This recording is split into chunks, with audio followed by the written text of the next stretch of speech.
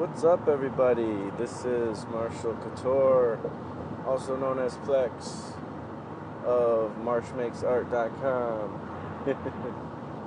I change websites every podcast, especially when the podcasts come out so sporadically, sparsely like parsley. So yeah, how you guys doing? I am doing good. So yeah, just driving here. Got an early morning drive, and so let's see, 5:30 in the morning. Been on the road for about a half hour, and I got about an hour or so maybe till I get to my destination, depending on traffic.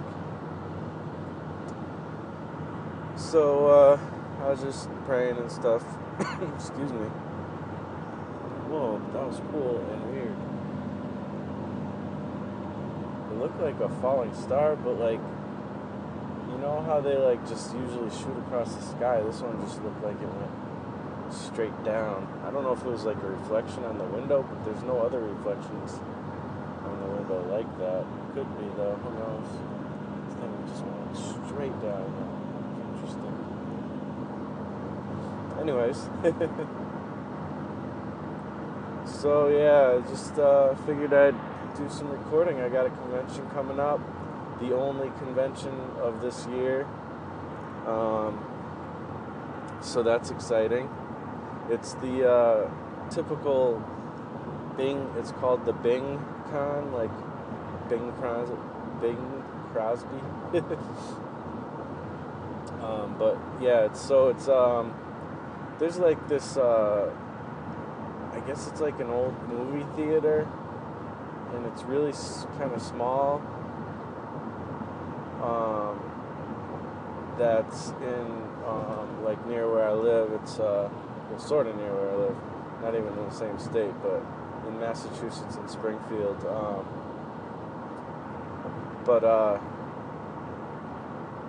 Yeah, it's like they do these conventions and just events and stuff. A lot of times to raise money for the actual building, because people want to like restore it and stuff. I mean, it's usable sort of, but the movie theater part isn't. It's like needs work, like a lot of work.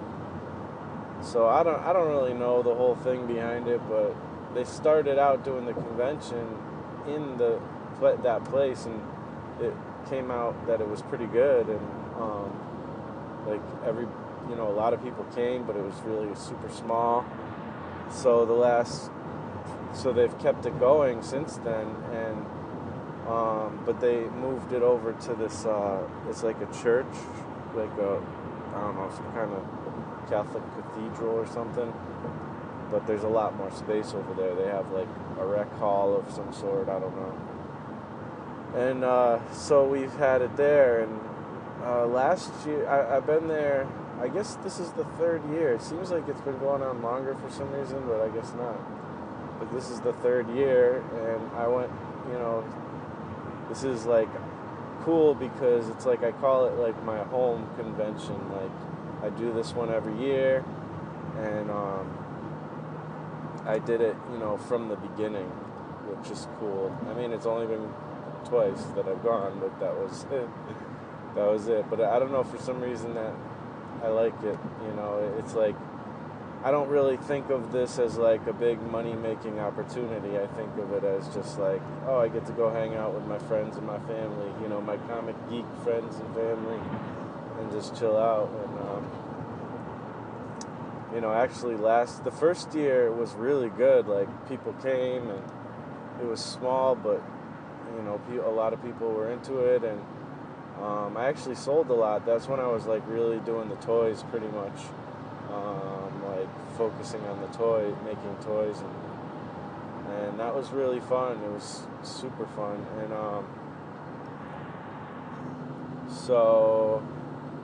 and then the next year last year, I didn't do so well. I came in late, and they ended up adding tables because a bunch of people, didn't register in time, and I was one of those people because it just slipped my mind. But I was like, oh man, is there any way you could get me in? Because this is like, if there's one convention I want to do, it's this one. And there was like this side room that they put people who didn't register in time in, and it was still like connected to the other room, but like in a way where it just didn't get as much traffic. So that was a little frustrating, and I was a little frustrated because I went in with a good attitude, not like caring that much, but sometimes these conventions can wear down on you, and it's like when you really don't sell anything and nobody seems to care, like sometimes it gets frustrating. But I think I'm going into it with a better attitude this year. Also this year I get to sit with my friends because I registered in time, and I'll be in the main room, so that's going to be really cool. And I literally am just looking to just have fun with my friends. I really don't even care about selling stuff that much. I mean, obviously you want to sell stuff. I mean, I bring stuff to sell. And if I do, I'll be like excited because it's like, yeah, people care about my stuff, or like, the little extra cash would be nice, and helpful to pay bills, actually. As boring as that sounds, I do need to just pay more bills. There's stuff I'm like behind on and whatnot. So that's cool. It's funny, there was a Facebook thing that I reposted, I think yesterday or whatever, and it was just this little saying, and it said, what did it say? It was like, my favorite part of growing up is not paying bills. So I don't know. It's true. It's the part that sucks, but I'm learning to rejoice in everything. And I have been. Like, it's really cool. Like, I know, last episode of the podcast was like really like religion heavy, but it was just because it's talking about what I'm going through, and where my art is at because of that, and to be honest, since I did that podcast,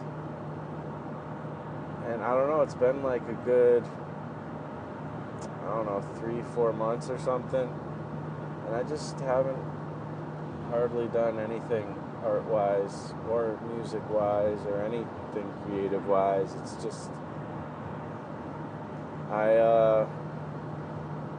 it's been a soul-searching time, and I've been looking into, spent a lot of time, watching or listening to videos and stuff, because when I'm driving, it's good to have something to listen to, and I've been just like looking into all this crazy stuff, like conspiracy stuff, and it's kind of like junk food. It's like fun to take in, and it's interesting, and I don't know what I believe and what I don't believe with that, but I think there is something to a lot of this stuff.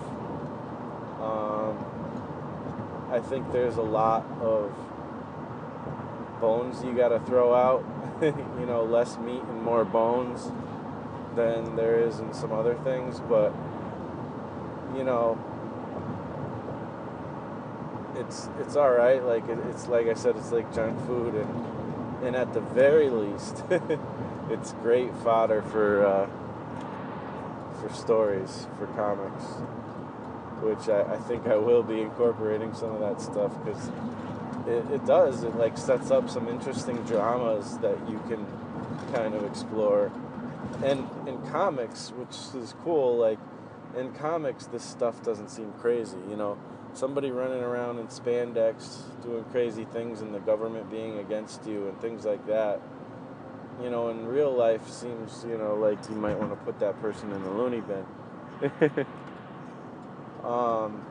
Although some of that stuff, not the spandex part necessarily, but some of that stuff is very possibly true. But, you know, like the conspiracy stuff.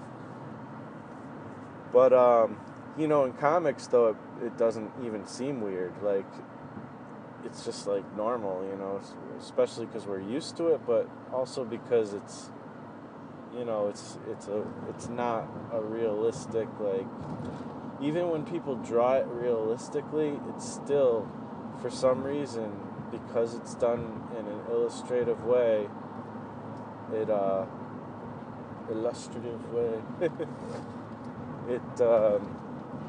it seems okay. Like, it seems normal, it seems cool, it seems awesome.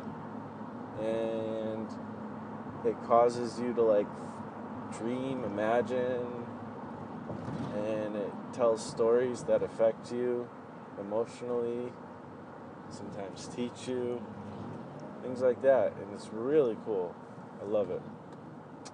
Comics is such a cool medium. It's ridiculous. Like, so involved a process to make comics, but it's so awesome, you know? And I think that's why we all keep coming back to it, even a lot of us do, at least.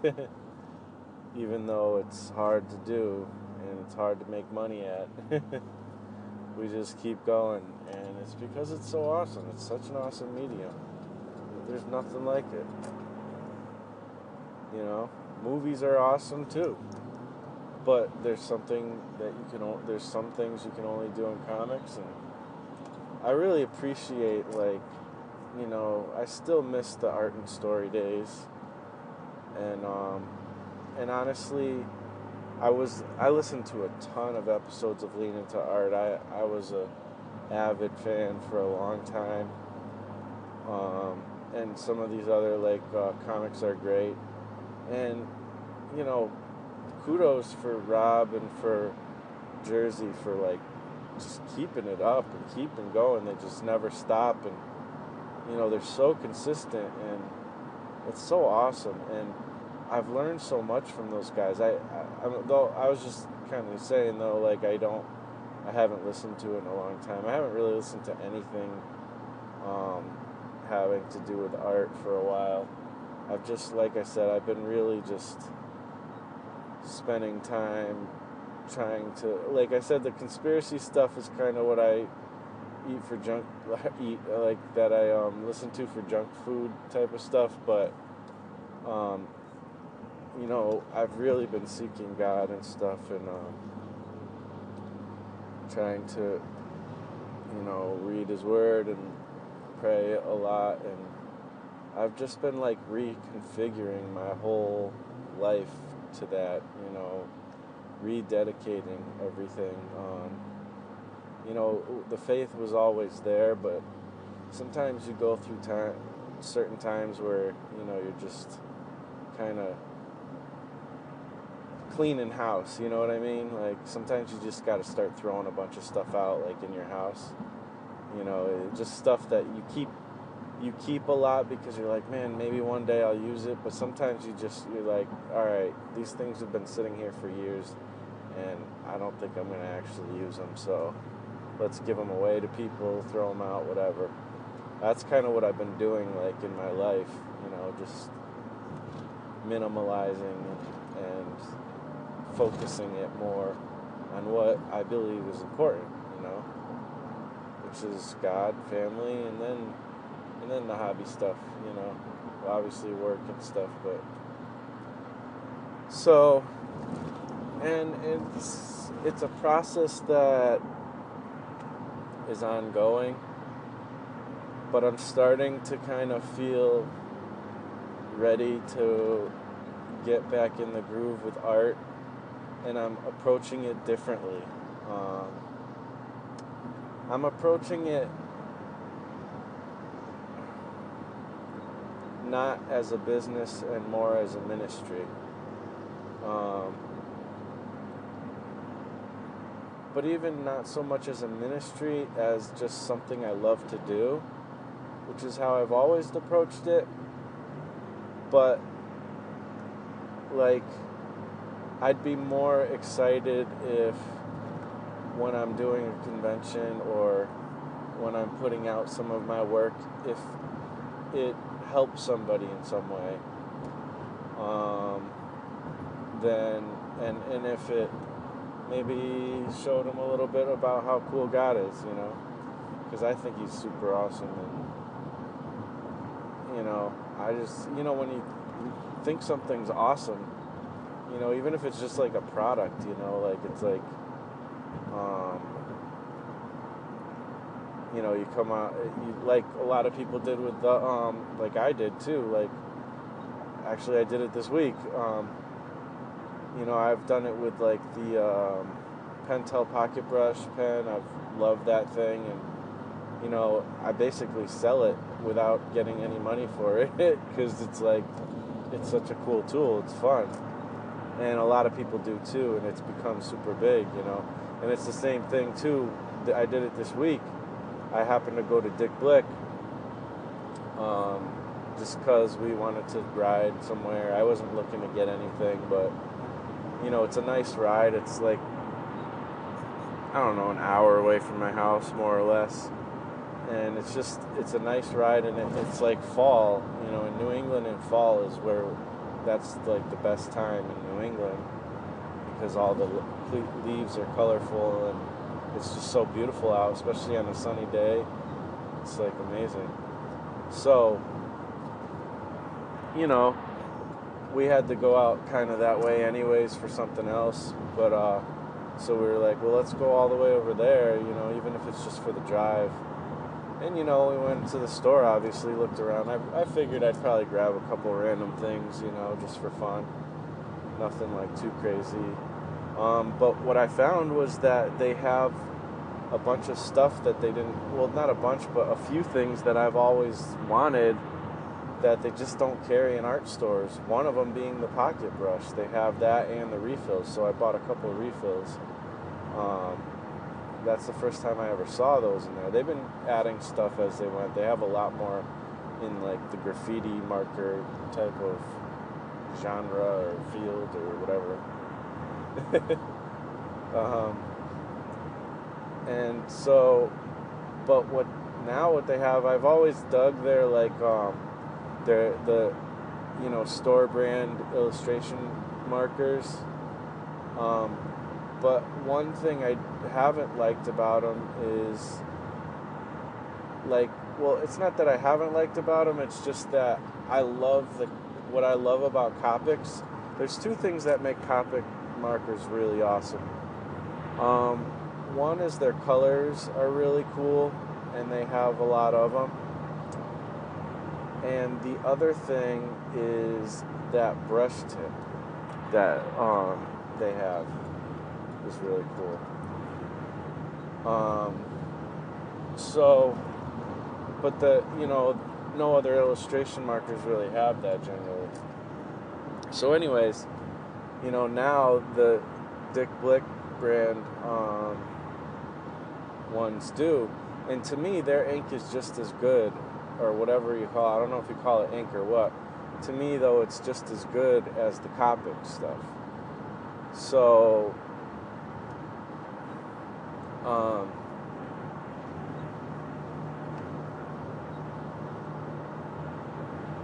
so that's not where the issue lies, but I just didn't like the tip as much as I like the brush tip on the Copics.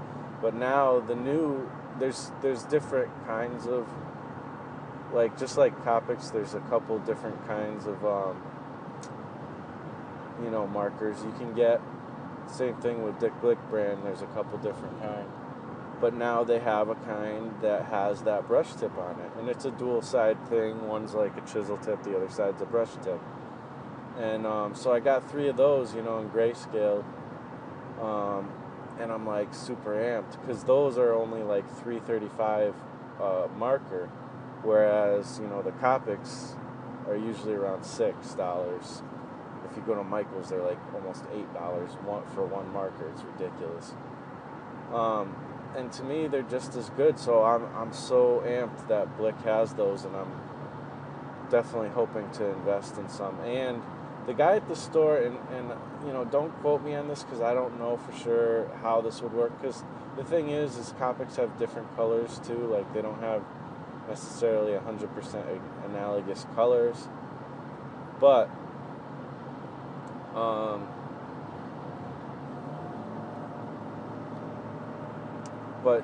they have, supposedly the guy at the counter was telling me that you can take the Copic Refills and refill these, the Dickblick ones with the Copic Refills. So that's kind of cool. But at the same time, I almost would it's cheaper to just buy another marker probably. Well, I guess with the refills, I haven't used Copic refills yet, so I don't know. But I think when you get a refill, you can refill it like maybe 3 times or something. So I don't know. So anyways, there's that. But that the whole point of that is like if there's something cool that you're into, you can't help but share it. You want to tell people about it. And I told people about it on online. I showed people, and everybody's like, "Oh man, I got to go check that out now. That's cool." So, and it's the same thing with God for me. That's kind of my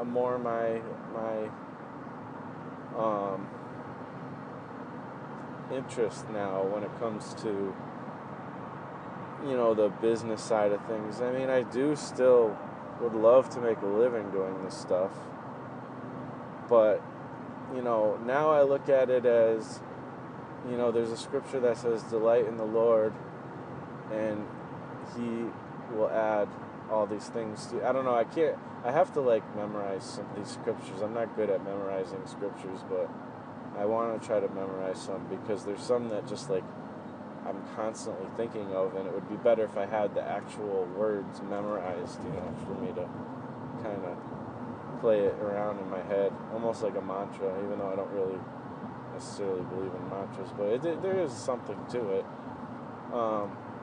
But anyways, so yeah, I mean, that's kind of, it's like, I guess with my focus with art and stuff, it's different, it's prioritized different. It used to be do what you love just for the sake of loving it, and then try to build the business around it because you feel that's your calling. And I did want to also make a difference for God back then too. That has always been a big part of my motivation. But now, and even back then, I probably would tell you, that my focus was more on God, but at the same time, it's not always, you go through changes in life, and things, you become better at prioritizing things, I guess, hopefully, and so now it's more like, yeah, do it because you love it, and that is still the top, because I think if you do it for if it's totally purpose driven, it's it loses something. Do you know what I mean?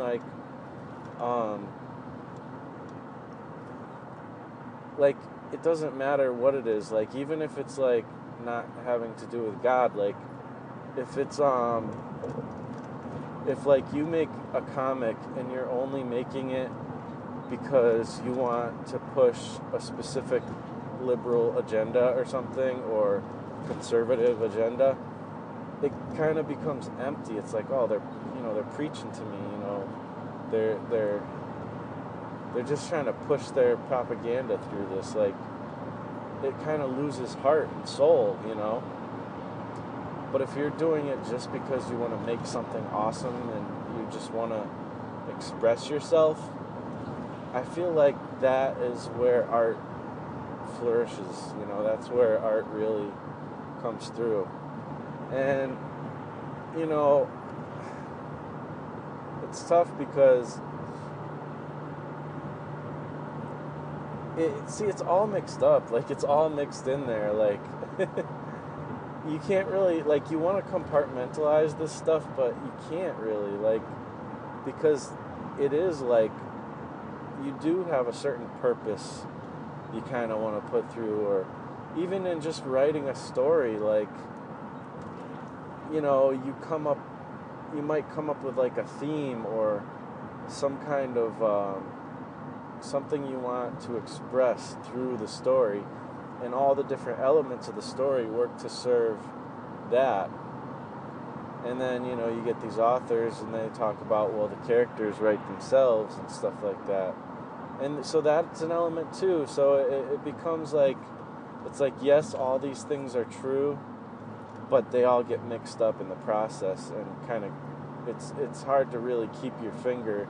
You can't really organize it, you know. And if you do have it super organized, it starts to come out kind of flat, you know. I think of that, like, because, like, anybody could sing a song. Some people are just straight up tone deaf and they can't, like, hit notes really. Some people can hit notes, but it doesn't sound that great, you know. And that's what I mean by flat. Like, they don't know how to put a little vibrato in their voice. They don't know how to kind of accentuate notes, you know. Like, you can just sing the straight up note, but if you can kind of go around it a little bit, like add a little bit of spice in there, it makes it so much better. I don't say this from being able to sing very well. I'm not, like, great at singing, but I know what my tastes are, you know. And so, you know, it's like there has to be an element of just enjoying playing with form, playing with color, playing with shape, you know, just playing with what looks cool, you know. I don't know, you know what I mean? Like, dynamic poses, interesting paneling, design, having a better design sense within your page layout, things like that, you know, playing with different perspectives. All those things make, you know, yeah, I could tell, you know, I could be like, okay, I want to tell people about God and, like, illustrate, you know, the Gospel of John or something, like, illustrate something from the Bible. Like, that's, like, the obvious thing, you know. And if I did that, I could also just, like, straight up tell the story, you know, kind of talking heads type of thing, show some action, you know. But what if I, like, go in there and, like, do that, you know, illustrate that, but then go in with, like, you know, really crazy perspectives and like, go and change up the paneling and just, I don't know, play with the design of, you know, what you, maybe make it something that you wouldn't typically think of when you think of the Gospels. Like, I don't know, accentuate certain parts, you know, that usually aren't accentuated, you know. And, like, there's an art to it, you know. If you approach things artfully and playfully, then it can become more interesting and fun to read, you know. Whether it doesn't have to be even like me illustrating something from the Bible, it can be anything. But if you go at it, you know, like, if you have some kind of political agenda, or you know, maybe it's just an issue that you think is important, you know, if you go at it just for the sake of telling the story, but don't put any artfulness into it, and that's probably not the greatest descriptive word, but I'm having a hard time thinking of a better way. Aesthetics, I don't know. If you don't put that in it, then it doesn't. It lays flat, and it's not fun, And stories are good, whether you like, like even the Bible story, like whether you are into that or not. If somebody tells it well, even if you don't believe it, it's still going to be super interesting, you know what I mean? Like, just because stories are cool, So a well-told story is awesome, no matter what it is, even if it's not what you're into. If somebody told me a well-told story about how they became an atheist, I think it would be really cool, and it'd be interesting. I certainly wouldn't agree with it because I obviously believe in God, but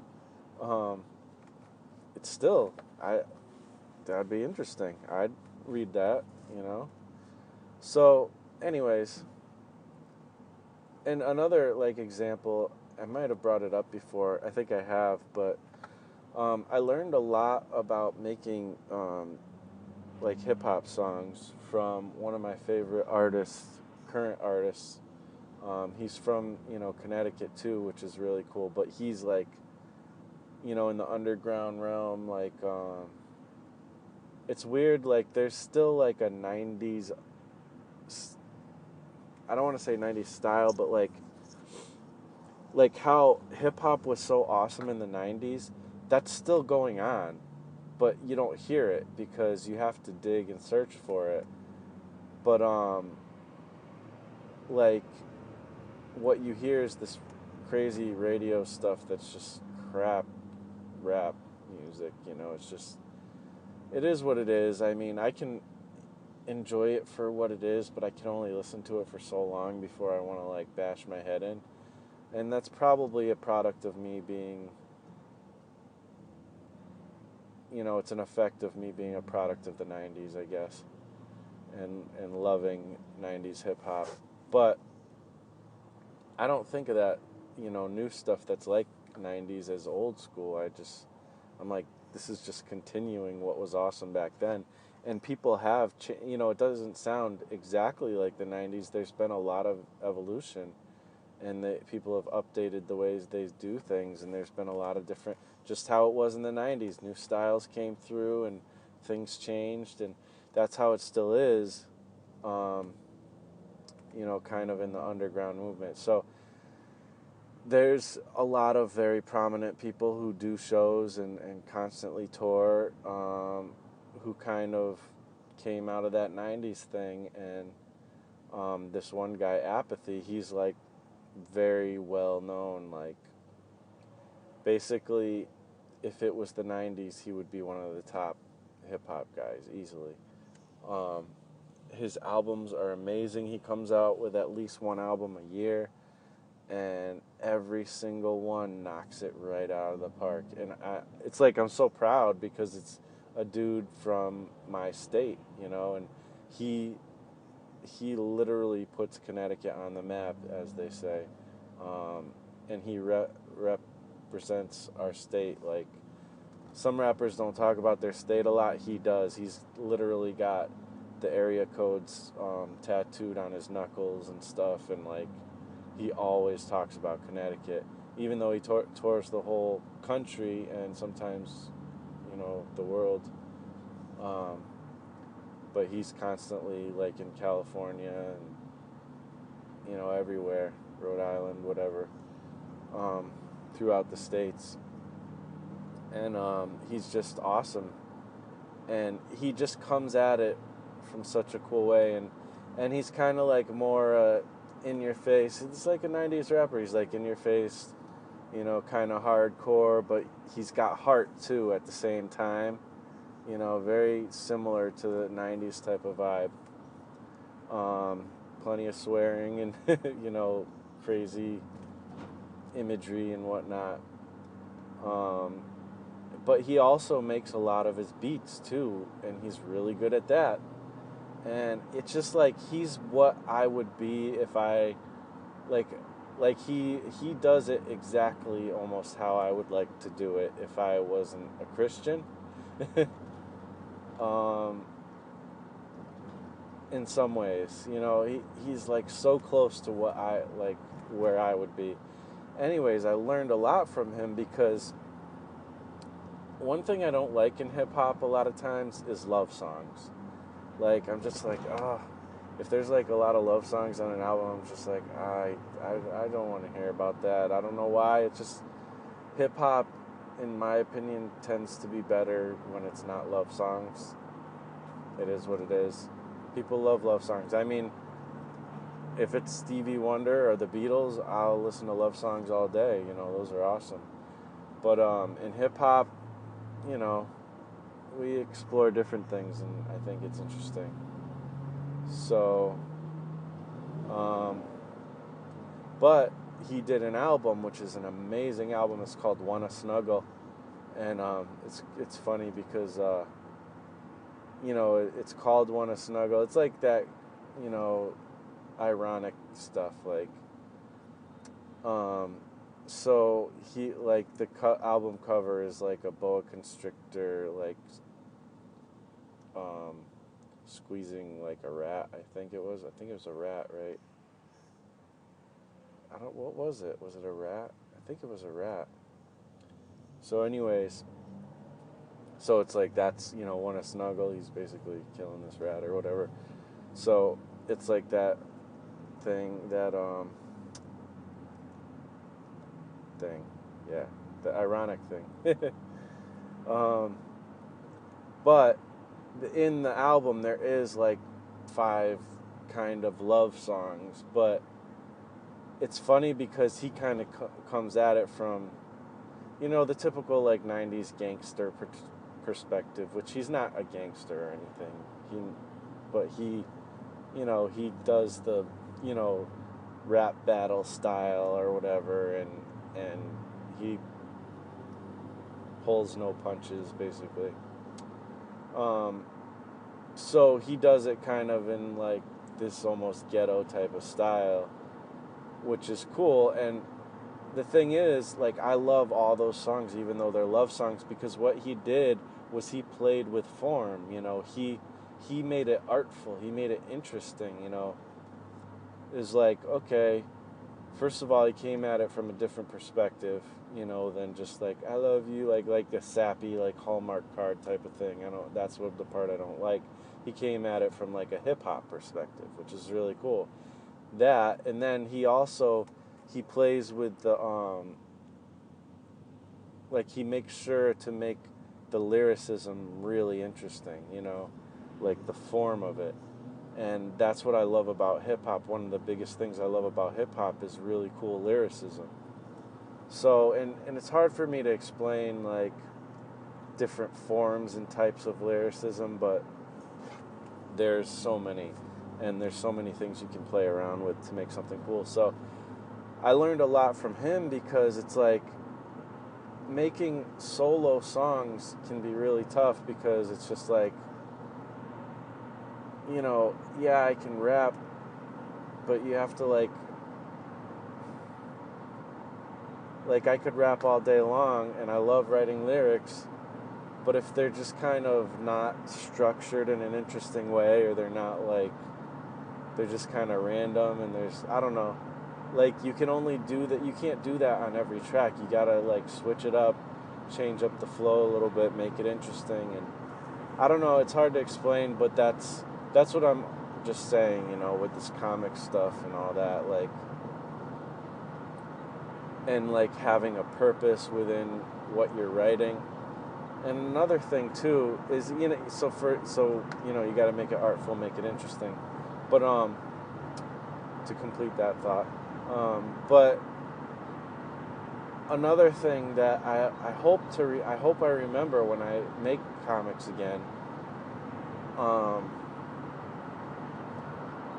is something that Kevin Cross said, which is, even in his comics, like, he's obviously like an atheist. He doesn't believe in God, and you know, he's liberal, and he doesn't, you know, he like hates a lot of these like conservative presidents and this and that.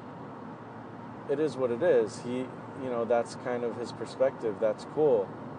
You know, everybody has their own opinions and stuff. My opinion's a little bit different than that. I don't really like any of the parties. I used to be pretty strongly conservative, and I kind of lean towards that, but to me, I don't really think any of the government officials are doing anything in our favor. I don't have much faith in our government anymore. But, so it doesn't matter, Republican, Democrat, they're all, you know, there was a meme or whatever, it was like they're two wings of the same bird, you know. I think it's true. So anyways, what was I saying? Oh, so there's something that Kevin Cross said, you know, that was interesting, is with his Monkey Mod comic, he's got, you know, a lot of different characters, and they all have different, like, he didn't, even though he's like atheist and he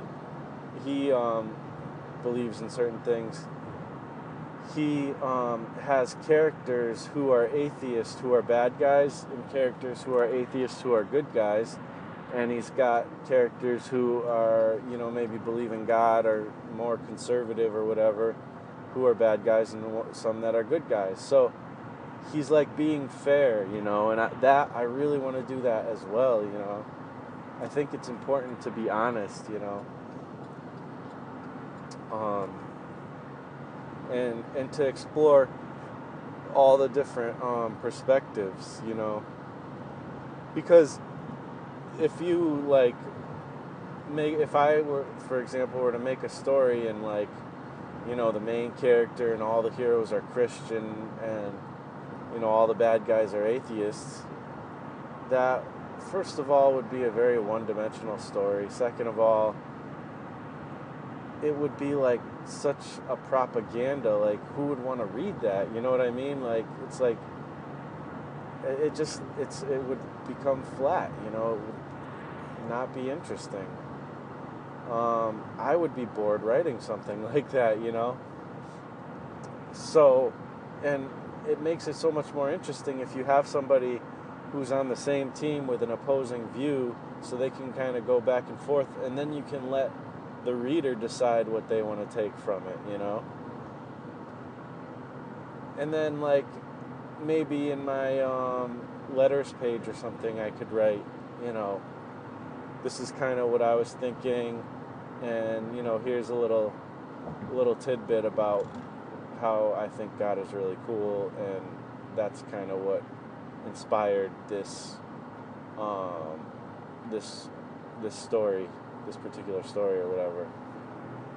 So, you know, I'm still getting my kind of thing out there, but I'm not being like crazy preachy with it. And I just think that makes for more interesting of a book. And I think that it's more like somebody who isn't interested in God at all, you know, it kind of makes them think, maybe it'll make them be a little more open to it, you know, well, maybe there's something to it, you know, instead of like, I went to a Stevie Wonder concert with my wife the other night, and, you know, we were walking in, and there was a guy passing out tracts, you know, and he was like, you know, do you, if you died tonight, do you know where you'd go? You know, that's like a typical question that you ask if you're trying to let, you know, witness on the street about God and stuff. And we were both like, when we heard that, we're like, yes, we know, like, we were excited. We're like, yeah, praise God, you know. And he's like, oh, you're Christians? They're like, yeah. And it was cool, you know. But then we walked a little further, and there's like a guy, and he's like, repent! He's like screaming, and he's like, repent from your sin. going to this sinful concert. There's a Stevie Wonder concert about love, in which he even talked about God in the concert, and it's like, repent. This guy is like, and I'm like, how? That's not helping the cause, dude. Like, it's just annoying, and people are not, gonna respond to that. But if you're just coming up nice, like this other guy was like really nice, and he had a smile on his face, and he was like, he'd be happy to sit there and have like a conversation with you. So I don't know. So there's different approaches to things, and I just feel like, there's no reason to try to force people into believing. That wouldn't produce real faith. That would produce this weird fear faith thing that isn't helpful to anybody, and that person, a lot of times people who get into that kind of very like religious like thing, they're the ones who end up like cheating on their wife, or like, I don't know, like some of these Catholic priests and whatnot with the kids and all that, like their faith isn't real, and then they look like big hypocrites because they do something weird, and they go even further than they probably would have gone if they just didn't believe in God, or didn't like try to do religion, I should say.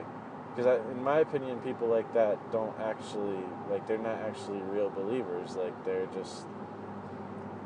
doing religion, and they're not doing it from a genuine place. You know what I mean?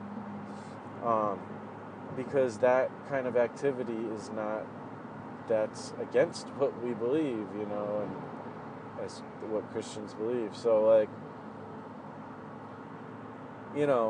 I just feel like there's a way where you can just be very fair about everything, and if somebody wants to, because I say some things and maybe kind of show my perspective, but in a very fair way, if I do that, and then somebody decides, maybe I'll look into this, maybe I do want to explore, at least see, what this guy's talking about, like maybe I want to just, now I'm curious, just out of curiosity, let's kind of check it out,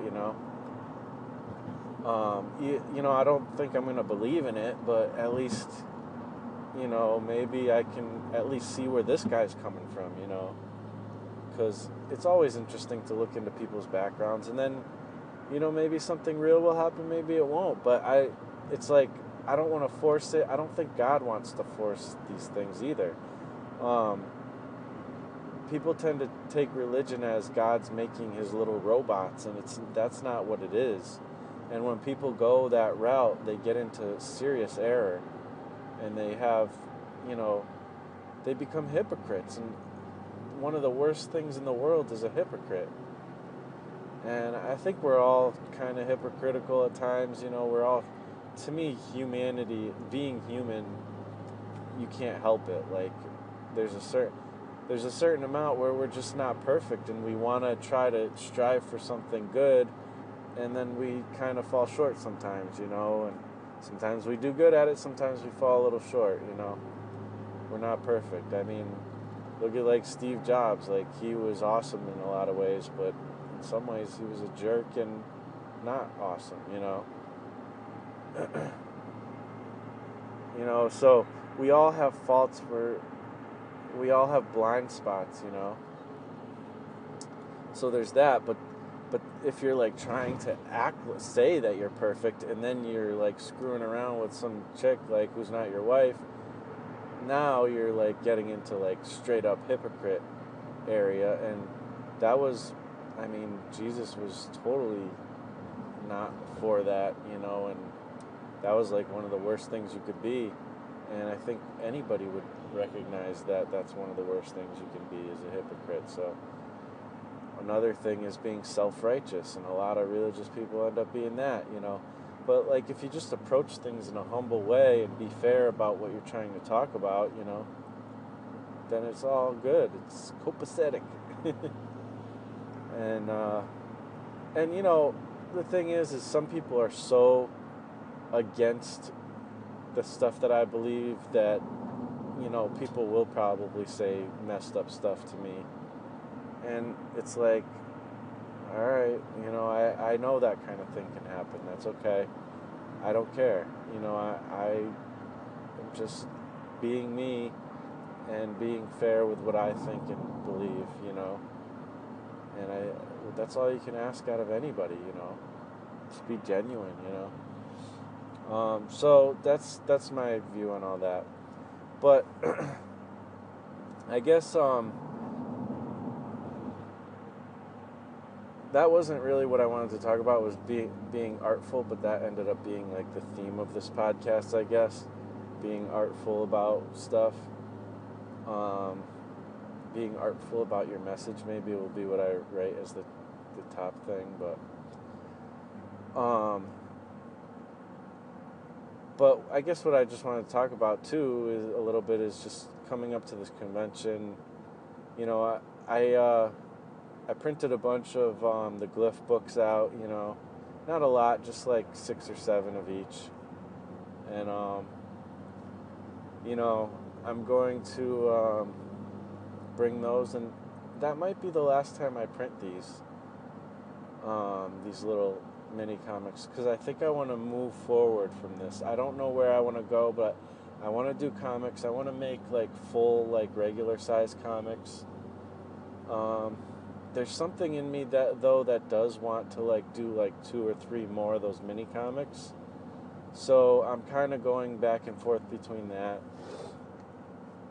because I always wanted to turn those into a digest, but at the same time, maybe I shouldn't, because honestly, they're not that great. Like, I mean, they're fun, they're good little comics, but the art is like so subpar, like, because they were all rushed, and they were my first comics, and it's like I could draw better than all those things. Even when I made those comics, I could draw better than that, but it was more about trying to get the book out, trying to get the story out, than trying to make pretty pictures, for me at that point. So I don't know, this might be the last printing of these books.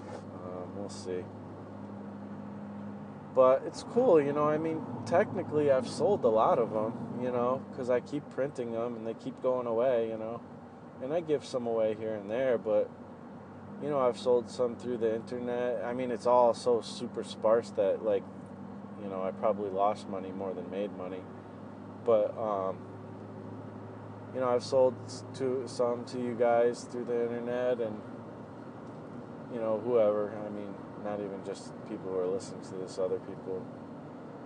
And then, I've sold them at conventions a little bit. So I've gone through a lot of them, so that's cool, And, they've kind of played their role, and I don't know if I'm going to continue with glyph, or I feel like I want to do a lot of different kind of stories, so I'll probably do some glyph and probably some other stuff, and I don't know, we'll see. I'll also probably make like some little like specifically like Bible messages type things, like tracks, like people hand out tracks or whatever. Like I want to make, like you've probably heard and seen those chick tracks. Like I won't do it in that style. I'll do it my own kind of way. But I'm thinking about doing that, and I could just throw those out for free or whatever. On my table. I don't know. I think that would be fun. But also, I want to do like straight up comics, So, and I still like the painting thing. That was fun, and I'll probably continue with that. I don't know if I'll go back into the sculpting stuff. That was a fun thing to do for a while, like the toys. But I'll probably, if I do that, I'll probably do it in a way where I can like do a Kickstarter and kind of have it made. I don't want to make it myself necessarily. I know plenty of people who are really talented in that, so if I could like hire some of them, that would be super rad to do some of that stuff, so maybe with a Kickstarter I could end up doing that. But yeah, I'm trusting in God. I'm waiting like I'm kind of trying to be sensitive to his leading instead of like just trying things. You know me, guys. You know, I'm always back and forth, doing this, doing that. So, you know, we'll see how it all goes. I might still be like that, but I do want to try to be a little more sensitive to God's leading, and I'm approaching this convention as just to have fun and enjoy time with my friends, and you know, I'm praying that God, you know, helps me to be a blessing to people, you know, as well. So, you know, we'll see how it goes, and I think I might be ready to start doing this podcast more regularly too. Not necessarily every week, but you know, I'm getting back into art, so I'm going to be getting back into doing this podcast, I think. So that's it, really, guys. Thank you so much for listening. Thank you for being patient with me. And I really enjoy being part of the art community, and I've been posting a few more things on social media about art, and you know, my artist buddies have been responding again, so it's like I feel like I kind of alienated people, but hopefully people will still be cool with me. You know, now if I'm coming back to it a little bit, it's still me, you know, still me, just trying to just be me, you know. So I hope you guys have a great week, and I hope you enjoy this, and I'll talk to you probably after the convention, tell you how it went, and, you know, see where we go from there. All right. Thanks, everybody. I'll talk to you on the next Escape Artist podcast at marshmakesart.com. Later.